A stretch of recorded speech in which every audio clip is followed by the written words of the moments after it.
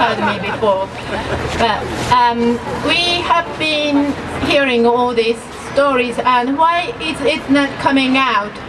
Because of the media blackout and misinformation and all that. Why do you think that is? Because if these things are out and everybody knows it, nobody will agree to have nuclear.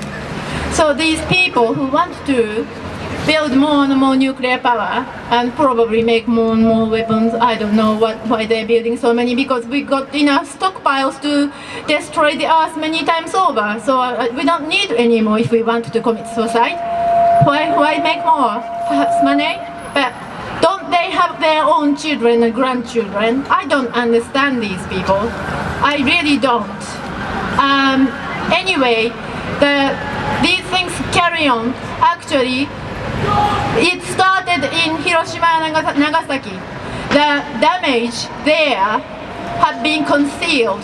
They've come up with figures, but they are fraud because they compared irradiated people against irradiated people. The only difference is that one group is within 2 kilometers radius and the other group is outside that, but they both been irradiated and they come up with figures as if it's a controlled study or something, and that is the gold standard of the radiation damage for the health, for humans. And they only take, they do study like nuclear workers, so they have come up with lower figures. We now know that any radiation is not safe. Even a single X-ray in this area in pregnant women will increase the chance of child getting leukemia by double. So any radiation, even an X-ray, is not safe. And it's actually, the relationship is linear. Oh, this way, maybe you are facing that. So the more radiation you get, the more chances of health damage you have. So don't believe that this level of radiation is safe, that sort of thing. And I'll tell you what, when you have an accident, the first thing that will happen is that Meteorological Society, or whatever it's called in this country, will stop releasing data about the weather and the wind direction and so forth, because they want to avoid panic. That's what happened in Japan. My sister and I were on the phone, and she said, I can't get that wind direction. I want to know which way the wind is blowing. I want to know if the plume is coming here. And they couldn't. So they had to look at Swiss and German weather forecast or something to know which way the wind is blowing. And you know, I think that someone from Japan's coming here to teach you how to kind of put things in places in case of nuclear accident.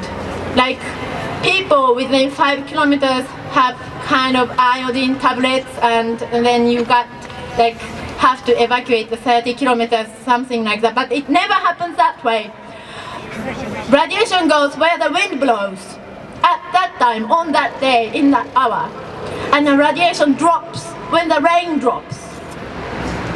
So our radiation contamination map is blotchy, and you might have a very contaminated area like hundreds of kilometers away. You can't never tell if you're gonna get it or not. You can get it from France, you can get it from Russia. You got it from Russia, didn't you?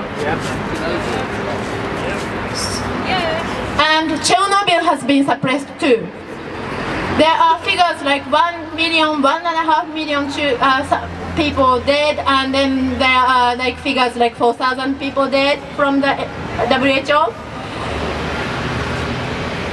I don't know who's lying, but here we go. I think I've heard so many lies recently, so I don't know who's lying anymore. But I'm gonna have to stop now. But as a Japanese who has experienced, I didn't experience Hiroshima and Nagasaki, but I grew up reading about them, and I thought that I went to bed thinking that this might be last night because Russia and USSR and USA might shoot each other with nuclear weapons. So I went to bed many times thinking that this was going to be last night. And my horror fear has come true with Fukushima.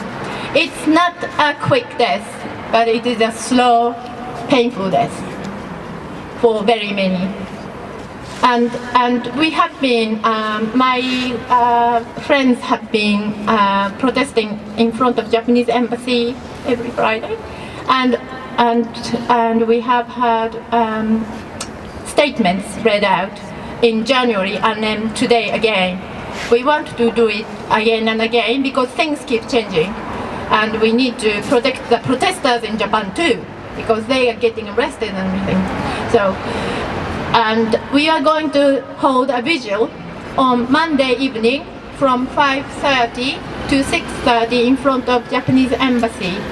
It's on the Green Park side of the Japanese embassy that we are going to be standing. But we're gonna light some candles and torches and think about not only victims of Fukushima but victims of the earthquake and tsunami as well, because an awful lot of people have died on that day. And then we will have a public meeting here, I think, somewhere, room 8. Committee room 8.